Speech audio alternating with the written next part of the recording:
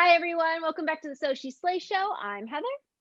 I'm Chauncey. We're so excited to have Dr. Amy Shaw here today. Like, she's one of my favorite doctors, honestly. Like, I follow her on Instagram. Like, she's amazing.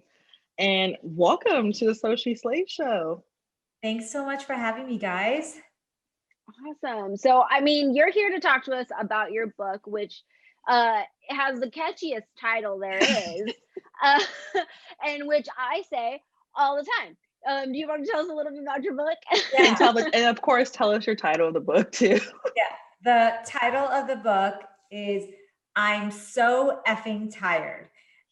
This is something that we hear in our offices, and we tell each other in our private homes and with our friends. We're always talking about how we're so effing tired. So I was so curious when I was in my burnout fatigue zone. I wanted to see, is this something that other people suffer with? So I checked, and it looks like the statistics, even before the pandemic, we were suffering 69% of women said they suffer from fatigue and stress related disorders. And this is a lot higher than men. It's 19% higher than men, 50% of men. So a lot of men suffer as well, but the difference is huge. It's 19%. And in a time of a pandemic like this past year, this has gone up even more. We have seen 33% increase in burnout and fatigue. So we know that this is a problem of epidemic proportions. So now we realize, okay, wait, what's going on? Because we've traveled less, we've done less this year, like, supposedly not been moving around, but we're more burned out and more fatigued. So there's got to be more to this than just being busy. So that's what I kind of go into in the book. Why we're so effing tired, what's broken, because the more we can have a conversation about this, the better chance we have to fix it. And then I talk about a done for you kind of solution plan that worked for me. And I basically make it so that it's easy, lifestyle, diet, what you can be doing for yourself to improve yourself. One of the biggest things I talk about is daylight and darkness. So one of the things we're doing so wrong in our world is that we're getting a ton of light late into the night. The blue lights from the computers and the screens. Screen time. Yeah, and then we're getting very little natural light during the day. We just don't even think about it, but it's not enough to get it from the window or just seeing a bright light overhead. You really do have to get that natural light into your retina so it can send signals to your brain, and that itself helps you feel more alert and awake and less burned out. Yeah. You go on to talk about a lot of different things in this book. And, in reading it, I really loved how you kind of used your own personal stories and your family struggles. And even, you want to start the book off like intense. That car crash that you had, that wake up call, like, was crazy. But I know a lot of us can relate to that. Chauncey and I, we both, So She Slays is like our second full-time job. We both have other jobs that we do as well. And I know, right now that's a lot of different people, or there's even like a lot of different stresses that are happening right now. Yes. And I kind of feel like right now, most people are in the air when it comes to their energy, their stress levels, sleeping, what they're eating, like all of that stuff. So I kind of want to dive into like the higher points in the book. Now you have a plan in there called the WTF plan. So I love it. Love it. WTF is the WTF plan. Yeah, exactly.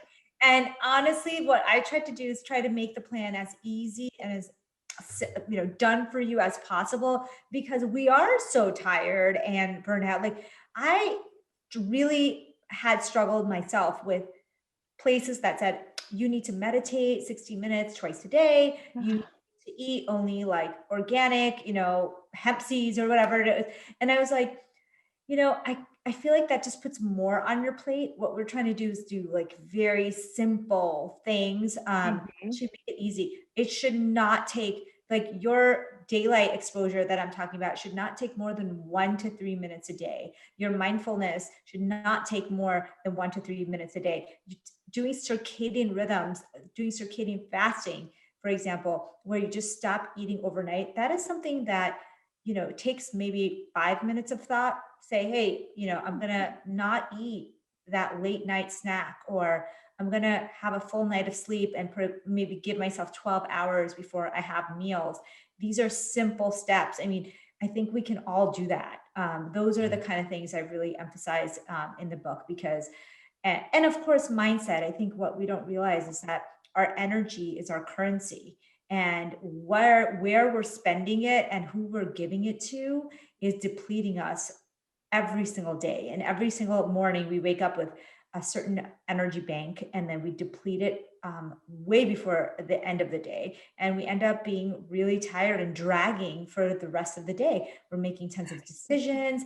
We're letting notifications take our attention away. We're giving our energy to people who are like toxic for us. And all of that is a huge part. It's not just like what you eat and sunlight and sleep. It's a lot of this is energy management in your head. Yeah. I mean, you talked a little Yes. bit about it, and we're gonna hit it again. I mean, energy management is something that Chauncey and I talk about a lot. I And mean, a lot. yeah, like you talk about something called the energy trifecta. Yeah. Now, one, what is it? Yes. Two, like, how do we implement that the best way that we can? I mean, Yeah. obviously your book's going to cover it, but Yeah. Just give us like a little hint, a little tidbit of it. Yeah. And I want to give people as much information as I can, because I think that the real message here is to recognize a problem and to have this conversation amongst yourselves and also with your employers and with each other and the policymakers, and trying to say, hey, maybe there's something we can do for women or for the population at whole that's actually going to help them more than a training session in, burnout or something. Yes. I love that. Story of my life. Please, Like, please. we don't need another Zoom session on something. So energy trifecta. This is a concept is that your brain sits in the middle of this triangle, and the triangle, the three parts of the triangle is gut health, hormone health, and immune health. And the reason why I explain it that way is because you might say, oh, my hormones are so imbalanced, like I'm having such bad PMS this month, or my cycles are off. But then that relates to bloating, and all of a sudden you also have bloating and constipation. But then you're like, wait, is it my gut health? But I also have inflammation. Like everybody's like, oh, and what I realize is they're all the same thing. They're part of the same triangle, and the brain is in the middle hearing all of this crosstalk. So if you are inflamed because you're eating a poor diet, you're going to have poor hormone health, and you're going to have poor gut health. And if you have poor gut health because you had 6 antibiotics this year, then you're going to have poor hormone health, and you're going to be inflamed. Your brain is feeling all of that, and it feels tired and burned out and stressed when any of those 3 sides are imbalanced. So what I mean is, like, you can't just say, oh, I have adrenal fatigue, let me just take 10 supplements and I should be better. No, it's like you have to actually fix the gut health, and you have to fix the inflammation. And luckily, the same kind of things fix all 3: eating a better diet, sleeping, energy management, stress relief, mindfulness. And, some of the things I talk about, the things that you should be eating, are very, very simple things, but they really improve all 3 parts of the triangle. And your mindset tips that fix all 3. Those are the things that I kind of try to touch on, because that's where we can make the big difference. No, when reading your book, I read that part, and I was actually so like, it hit so home to me at the time, because I was reading it last week and I was burnt out, like mentally, physically. My gut was a mess. Like I was PMSing. I was a wreck last week. Let's just be honest. I was a wreck. But reading your book, it all made sense to me. I was like, it's a trifecta of like what I need to do. So like, honestly, like that part of the book was like, I can honestly say it helped me a lot, because it made me realize I need to fix these things to make these things work better. So thank you. Yeah. Because I needed it last week. It was a rough week. Yeah, and I think we all come back to that problem, because, with this book launch, I have had to really kind of look into, hey, how do I recalibrate this? Because I'm feeling a lot of stress. It's disturbing my sleep. My gut health is not good. So I have to, we're always trying to recalibrate. There's no like and you're not at the top of the mountain and then you just like sit there. Obviously, like just like success, just like anything, fitness, you constantly need to work at this every single day for it to be, you know, working properly. But once you figure out that this is the problem, then you actually know what to do.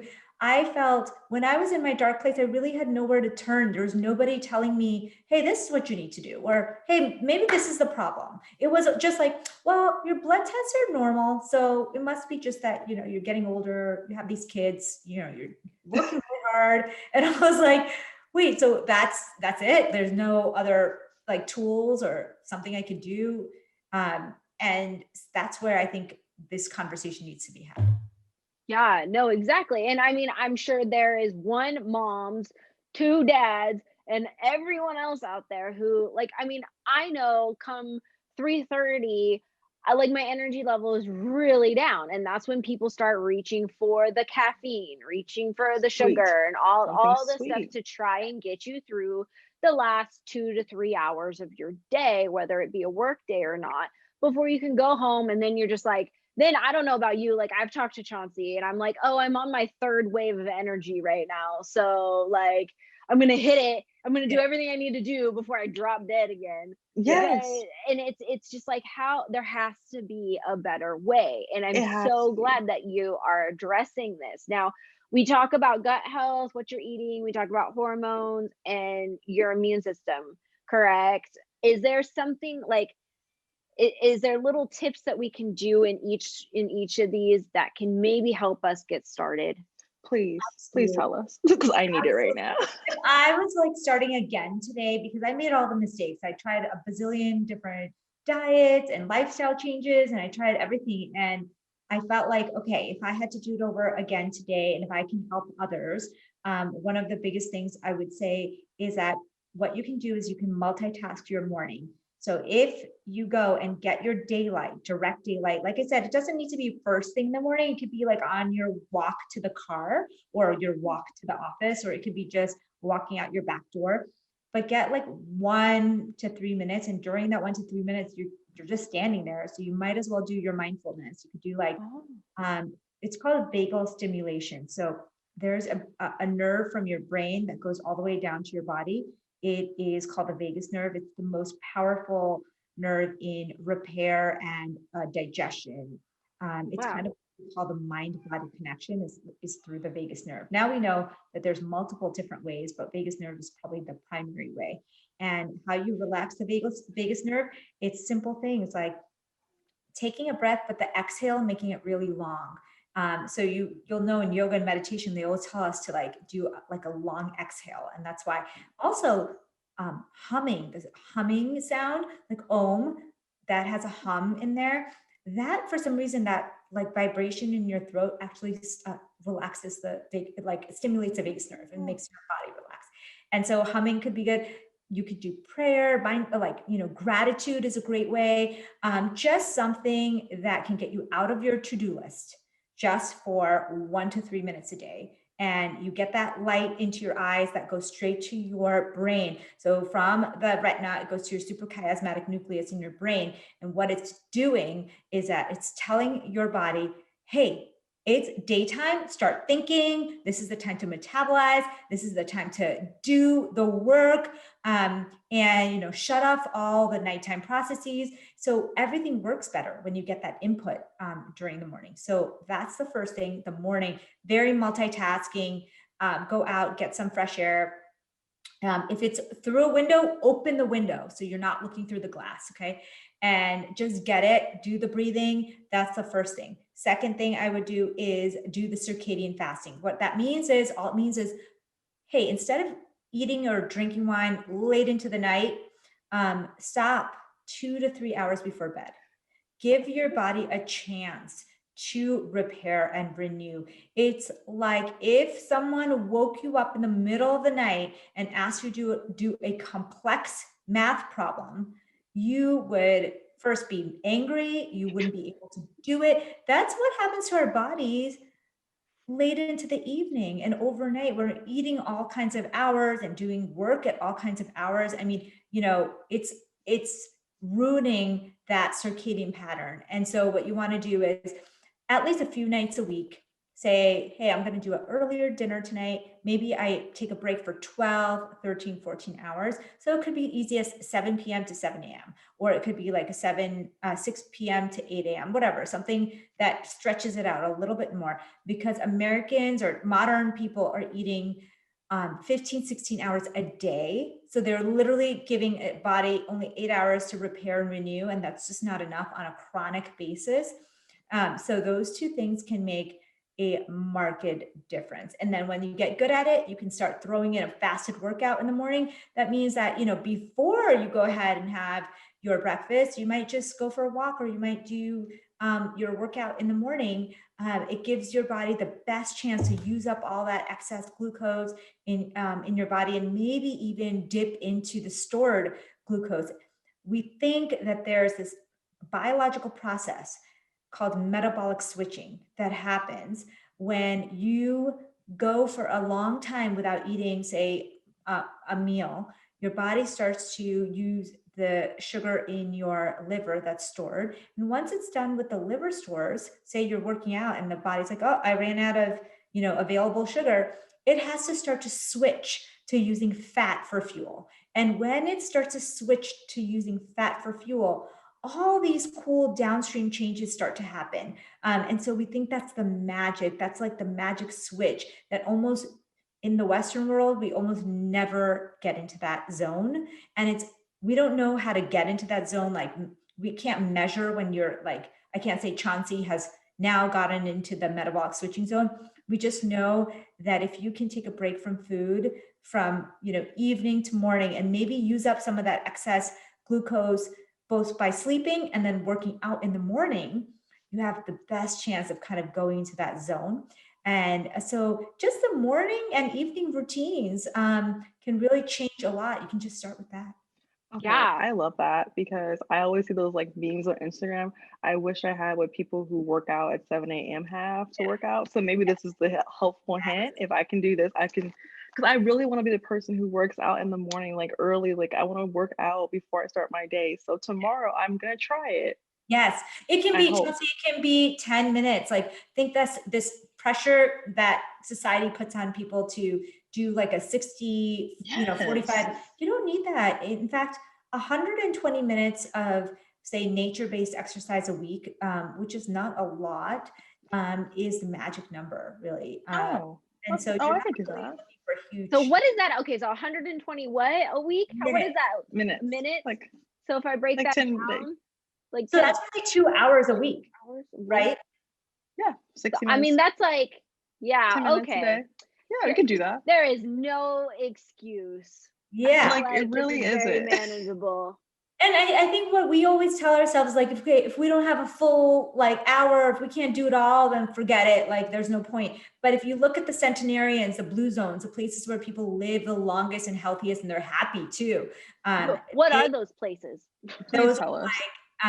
The blue zones of the U.S. There's a place in Costa Rica. There's a place actually in the U.S., Loma Linda, Japan, Italy. There's a blue zone there. So basically they have a large number of centenarians, so 100 years older, and they note some of the things that seem to help them. And one of them is NEAT exercise. So what that stands for is non-exercise activity thermogenesis. So they're not going to like a fitness class, in those countries. What they're doing is they're walking, they're going to see their neighbor, like, they're building in some activity in their day. So, those things like, taking the longest route, walking from your car even to wherever you're going, maybe you park farther away. These little non-exercise activities really add up. So Chauncey, like you were saying, hey, maybe instead of doing like a full workout in the morning, I just say, I'm going to go to walk around the block, I could do that. I can totally do that, Dr. Amy. I can do that. Do that for like 3 days, honestly, and to see how good your energy is. Like, just get that natural light into your body, not just through your eyes, but through your skin. And then having just that little bit of a non-exercise activity thermogenesis is such a huge energy boost. Honestly, I think I'm gonna have to do that because when the pandemic started, my energy level was so low that I reached out to my primary physician, and then we did the whole test for, everything that was going on, and my vitamin D was so low. So like now I have to take vitamin D vitamins, like taking those vitamins, but then I do try to make you know, throughout the day, I'm like, I should go outside, but I'm so stuck on the blue screen that I forget. So if I can do like a 10-minute walk in the morning, just like walk around my like neighborhood. Do the mindfulness at the same time, Yes. gratitude or breath work, and then you're done really with the main parts of the plan. And then it's just, choosing a healthy diet and circadian fasting, which are the other parts of it. Choosing a healthy diet, what I said is really what you want to concentrate on is on the fiber. You want to Yes. have like as much plant fiber as you can during the day. So that might mean like, adding some veggies to your breakfast, lunch, and dinner. Yes. And I say there's 4 S's that if you're wondering like, okay, what should I have as my next meal? Or if you're even ordering out, you can use a mnemonic for 4 S's. It's soup, salad, smoothie, or scramble. And I love all those things. if you kind of stick with those 4, you're going to make good decisions. I can totally do this. I can incorporate this in my life. Yeah, I I can feel do like this. I feel like a lot of people try to make it super complicated and it doesn't really need to be This like at breakdown all. was like easy. Like this is manageable. It's so funny because everybody wants to hear about the exotic superfood from like, Africa, but honestly, Mhm. it's not about, eating those exotic superfoods every day. It's about making good decisions. I do talk about having spices every day in your life. One of the things I found out with, my nutrition background and medicine is that, wow, spices are like medicines. Mhm. Turmeric, like is as strong as NSAIDs for arthritis, for example. And Yes. cinnamon is as good as a diabetes medicine to lower your blood sugar. So, I mean, we should be using these free spices. You should be putting cinnamon and turmeric and cardamom and ginger and garlic on everything. So My parents do that's a that. big part of that.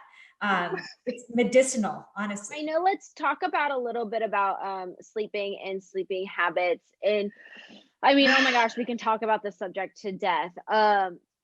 But really, like, just how important is it?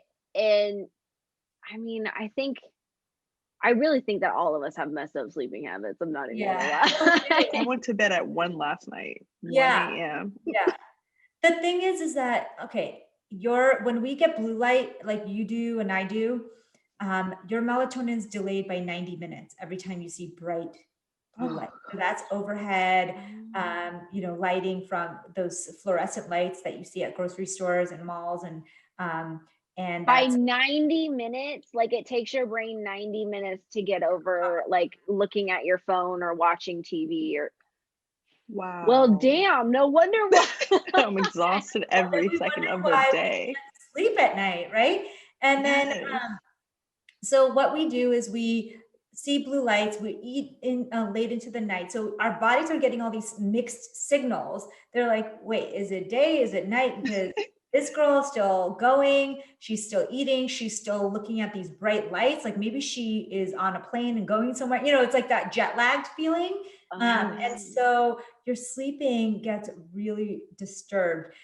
The other, the biggest thing I say to people is like, if you protect your sleep, your nighttime routine, everything gets better, right? We know that when you get a good night's sleep, it's like the whole like day goes is so Wow. much better. But that's the hard part, is protecting your sleep. So here's the tips I give in the book. Turn off the blue lights, the TV and the computer. Now, on your phone, you can put a yellow filter on there, like iPhones, it's already built in. It's called like night shift mode. Mhm. And so you can use that. You can wear blue light blocking glasses. And what I did is in my room, in my bedroom, I don't have any fluorescent lighting. It's very dim. It's like the old incandescent bulbs that you can easily find. You don't need like harsh fluorescent lighting in your bedroom, right? So about 2 hours before bed, I start this process where I dim the lights. I turn off the TVs and the computers, and I can still be on my phone if I need to, or read a book or whatever. And then that's the time I spend planning for the next day, doing my skincare routine, writing, anything that doesn't require the screens. And that's what I try to do before bed. And then the phone is the last thing to go. I urge people to do as much as they can, but I think realistically 20 to 30 minutes makes the most sense to me, and it's kind of doable for people. So you put your phone down, maybe you go and do your skincare at that time, wash your face, get ready for bed, put on your pajamas. That's about 30 minutes right there. And try not to have a lot of stimulating conversations on email, by phone, with others right before bed. Try to turn down the temperature. So because one of the signals that our body has to fall asleep is a drop in body temperature. So if you can help your body drop that body temperature sooner and faster, so sleeping in a cold room is a great idea. That's why people take showers before bed, because for some people it really helps their body like drop that body temperature after the shower. So sleep in dark, cold, without a lot of stimulating conversations. And then just like you did the morning breath work, vagal stimulation, you do that again before bed, and that kind of caps your day. And that's kind of the nicest way to fall asleep. And it makes sense when your sleep's disturbed, everything's just different in your life. And it takes a while to recover from it. It's like we're chronically jet lagged, and we don't even realize it because we just think that it's almost like the next movement, right? We used to eat all these processed foods and we used to think that that's how we're supposed to feel, until somebody's like, no, actually you're eating all this like crap and you're not supposed to feel like this. And it's the same thing that we're starting to notice with circadian rhythms. Hey, like we live these crazy lives, but that's not how you're supposed to live. And actually, if you clean that up a little bit, you're going to notice huge changes in your health and your productivity. I mean, what company doesn't want to implement some of this stuff so that you can be like, more on it during the weekdays? No, exactly. Okay, so let's go ahead and talk about like what exactly. So I feel like we went over all the topics that are in the book, but for those of us who haven't read it yet, what exactly am I going to be able to get out of it? Yeah. Thanks. So the book is a comprehensive guide to how you should think, how you should eat, how you should move, the foods you should eat. There's there's a whole recipe section in the back. There's meal plans done for you, timings, so that you can really do a comprehensive head to toe change. And you can do it for 2 weeks, and then you can do it for long term. And you can also expect to hear stories of people just like you. You can hear quizzes. You can take quizzes to see. I took the quiz. I'm not gonna lie. I took the quiz. The first quiz. Gosh, I forget what it was, but it was like if I really needed like to change that one big quiz in the front, or it's like if you scored under like 20 or something like that, you need this book. I scored 11. So Okay. So basically, I saw that. I saw that. And I was like, I'm not ready for that judgment yet, but I need to take the quiz because I know mine was like a 5. Like I know it's low. But no, the quiz. Like I think the quiz is part of the book, and the meal plan is the best because I need to know where I stand in life. We need to give ourselves an hour a day, and it sounds so luxurious, but it's really not. An hour a day to work out, to do the mindfulness, to plan our meals, like everything. We could do all of it in 1 hour a day. We don't need like 3 hours of prep and 2 hours of activity time. It's really every woman should be giving themselves 1 hour a day to tune up their bodies and their brains. And that includes also like editing where you're spending your energy. Like, why are you giving your energy to that person who is bringing you down all the time? They may be someone in your life but you don't have to interact with them. You don't have to give them your energy, and you don't have to receive their energy. I think when I understood that for the first time, it was so liberating. Okay, it doesn't matter if you see them and they're your coworker or they're your family member. It doesn't matter. If you manage how you give them your energy and how much you receive from them, then you are free from that. Like, Heather and I were just discussing like where my energy is this week, and like honestly, like preach, because certain energies just take away your good energy, and that's not good for you. You need to protect yourself. Okay, so where can people find your book? And also find your Instagram, because I love your Instagram. My Instagram's Fasting MD, just FASTING MD. My book is I'm So Effing Tired, and it's at I'mSoEffingTired.com. I think this book is just a great addition to what we need to do to be in our own mental health or our wellness health, and also just our personal lives to become a better person for not only for ourselves but for other people. Definitely. Yeah. Well, thank you so much for joining us, Dr. Amy. Go get her book. Let us know how it goes. Let her know how it goes, what your takeaways are. Yeah. And until next time, we will talk to you later, Slay Nation. Bye. Bye.